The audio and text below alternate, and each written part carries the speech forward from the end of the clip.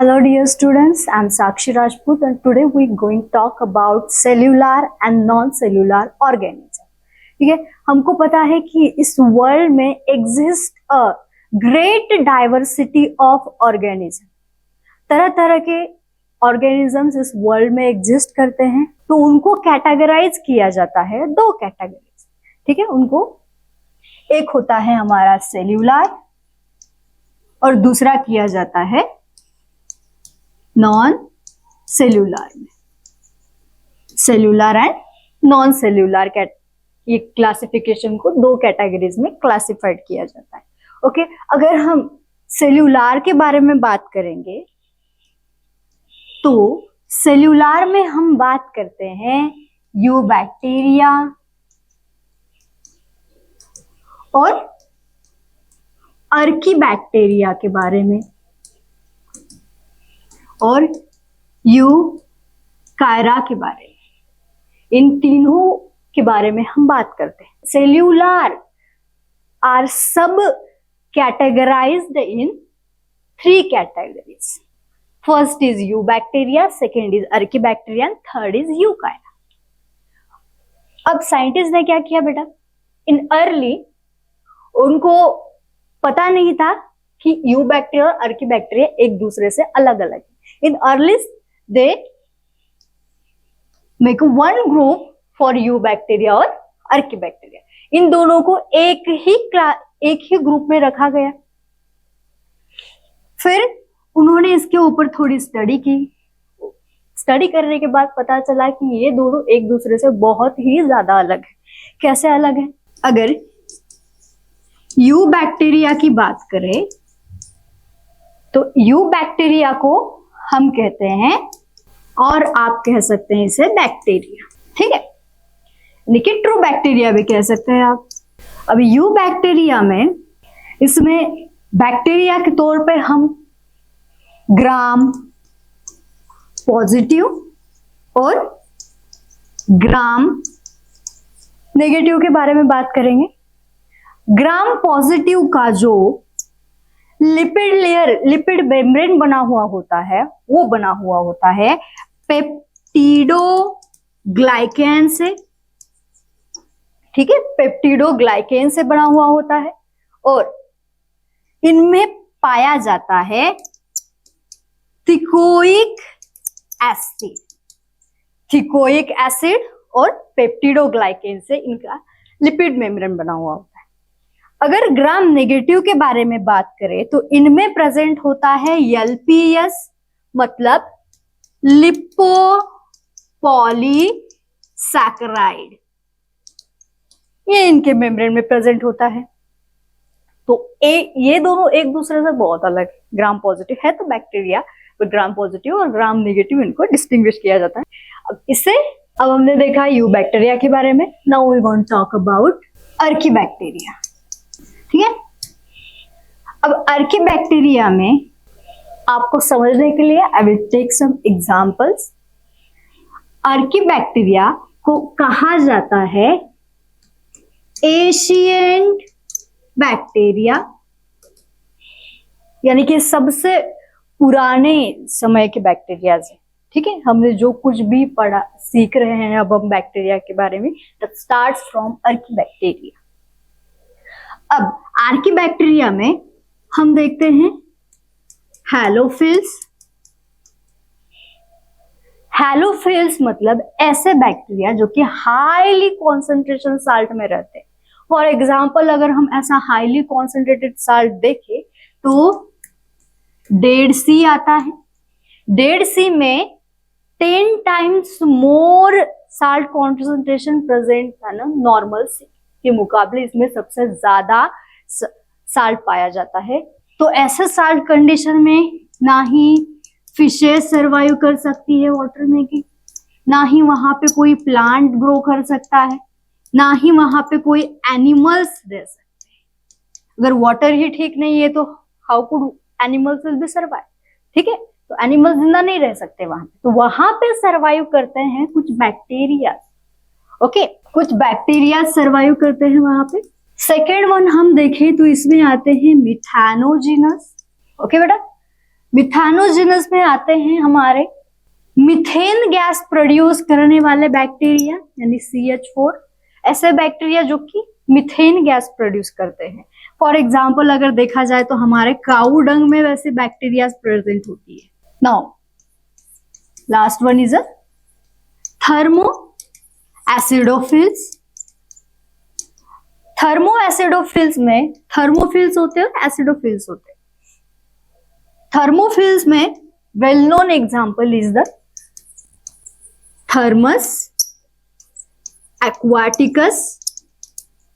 एक बैक्टीरिया है बेटा, थर्मस बैक्टीरिया की स्पेशलिटी है कि वो हमें या तो वोल्केनो के आसपास मिलेंगे या फिर सबसे हॉट बॉइल वाटर जगह पे मिलेंगे। फॉर एग्जाम्पल हमारे इंडिया में ऐसी बहुत सारी जगह है, but I will give only one example, that is Manikaran, जो कि हिमाचल प्रदेश में प्रेजेंट है। यहाँ पे ना बेटा हॉट वाटर स्प्रिंग है, ठीक है, हॉट वाटर स्प्रिंग है, तो यहाँ पे उस टेम्परेचर को रेजिस्ट करने वाले बैक्टीरिया है रहते हैं, यानी कि वहां पे थर्मस एक्वाटिकस भी मिल सकता है। थर्मोफिलस बैक्टीरिया 100 डिग्री सेल्सियस से लेके 130 डिग्री सेल्सियस तक भी रह सकते हैं या फिर उससे ज्यादा भी हो सकता है। अगर एसिडोफिलस की बात करें, एसिडोफिलस बैक्टीरिया यानी वो 1 pH पे भी सर्वाइव कर सकते हैं, यानी उनका सर्वाइव वाला pH ही 1 है। ओके, तो ये हो गया हमारा आर्कीबैक्टीरिया, यू बैक्टीरिया के बारे में। अब देखा हमने कि आर्कीबैक्टीरिया और eubacteria both are very distinct from each other, यानी एक दूसरे से बहुत जमीन आसमान का डिफरेंस है। तो फिर साइंटिस्ट को जब पता चला तो उन्होंने क्या किया, दोनों को अलग अलग कर दिया और एक साथ इन दोनों को एक कैटेगरी में डाल दिया, दैट इज प्रोकैरियोट में, इनको रख दिया प्रोकैरियोट्स। ठीक है, आर्कीबैक्टीरिया के अगर मेम्ब्रेन का बात करें तो ये एक यूनिक, उनका स्पेशलाइज्ड यूनिक मेम्ब्रेन होता है, हर बैक्टीरिया में अलग अलग पाया जाता है। ठीक है, क्योंकि उनको टेम्परेचर सर्वाइवल्स है, एसिड टॉलरेंस कैपेसिटी है उनमें, साल्ट टॉलरेंस कैपेसिटी है, इसके हिसाब से उनको सर्वाइव करना है, produce different kind of enzyme. ठीक है, तो इनका लिपिड मेम्ब्रेन, इनका जो मेम्ब्रेन है, सॉरी लिपिड मेम्ब्रेन बोल दिया, इनका जो मेम्ब्रेन होता है वो एक स्पेशलाइज्ड होता है, यूनिक मेम्ब्रेन पाया जाता है इनमें। और इसकी बात करें तो हमने बैक्टीरिया को दो क्लास में डिवाइड किया था, एक ग्राम पॉजिटिव और एक ग्राम नेगेटिव में। ग्राम पॉजिटिव में देखा हमने कि उनमें क्या पाया जा रहा है, पेप्टिडोग्लाइकेन और टिकोइक एसिड।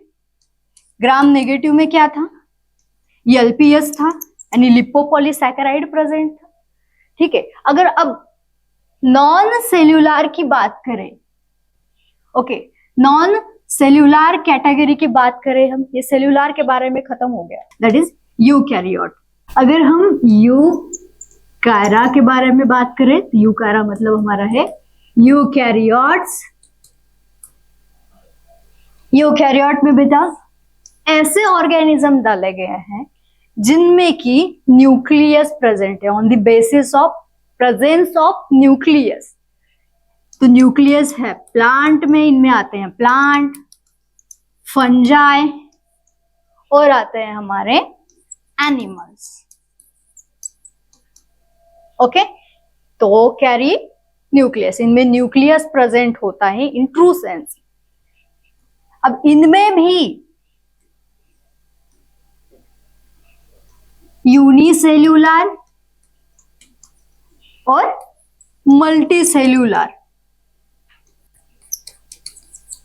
यूनिसेल्यूलर और मल्टीसेल्यूलर पे इनको डिवाइड किया जाता है।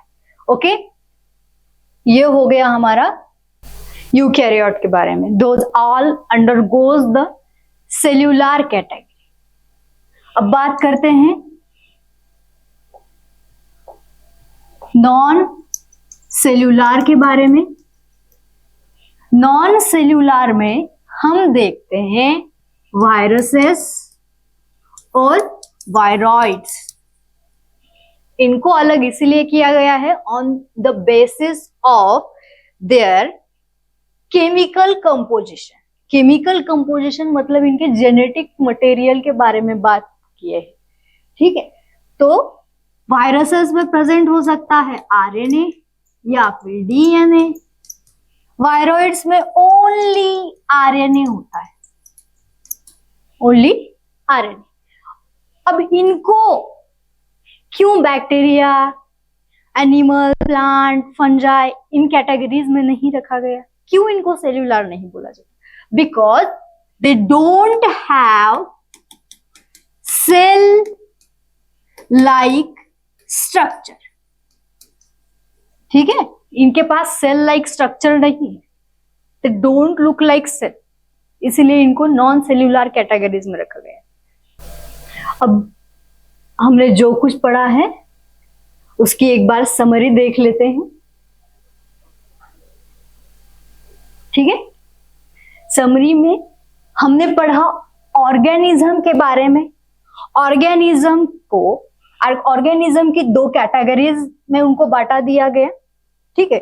ऑर्गेनिज्म को दो कैटेगरीज में बांट दिया गया on the basis of, based on the presence, और ऑर्गेनिज्म को दो कैटेगरीज में बांट दिया गया based on presence and absence of cellular structure.